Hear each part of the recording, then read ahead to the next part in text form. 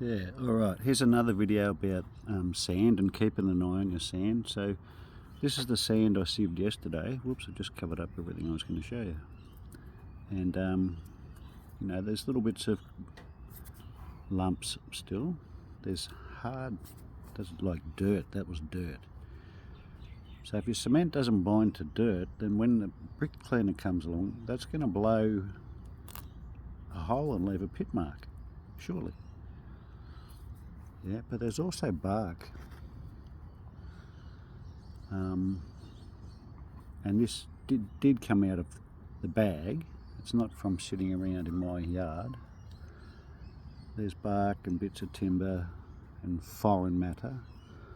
I think the sand quality is really quite good. But you've got to keep an eye on this stuff, yeah? So that, well, most of that's all good. That's bark. That's foreign material. That could leave a pit mark in your mortar joint if it was at the surface of a rolled bed joint. So things like this. So just keep on to it. Yeah, just look at it. Do your own sieving, do your own investigating. Have a look at what's in your sands. Try and work out what's going on. And that's just another good way to ensure you're producing quality brickwork. And once again, it also gives you something to talk about to a builder or a garden supply place if there are a few pit marks in your job.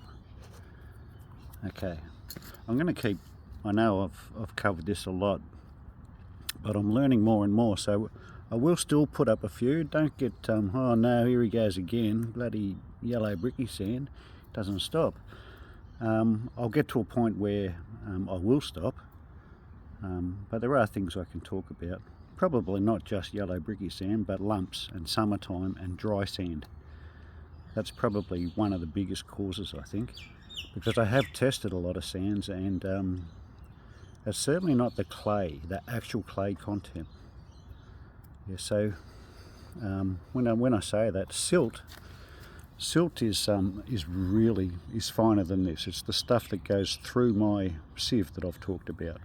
So that's, you know, really fine stuff. And silt ranges from 75 microns down to, you know, 0 microns, 1 micron. But when I'm talking about clay, 75 microns is tiny, right?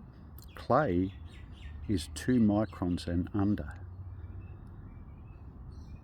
Yeah, so that just tells you how small the clay particles are. They are tiny, tiny, tiny.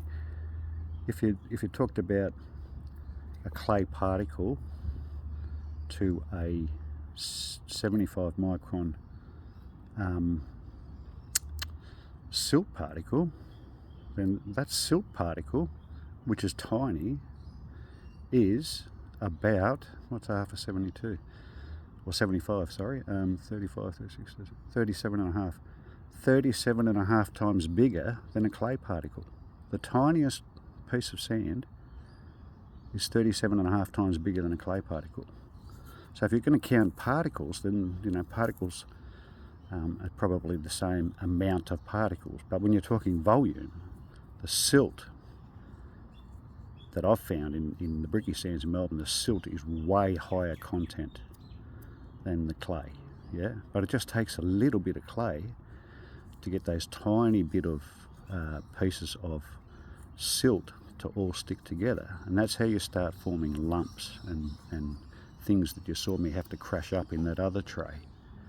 And that's how lumps form. Now, if they sit around in the sun and dry, and then they go into your mixer and the mix doesn't spin for long enough, and they don't get wet, then that's a big cause for pit marks and holes in your brickwork. Yeah, that's where most of it comes from. Not all of it, but a lot of it. Especially, you've seen another video of mine where it talks about pit marks and how to prevent it. That's one of the big things, I think, is looking after your sand properly.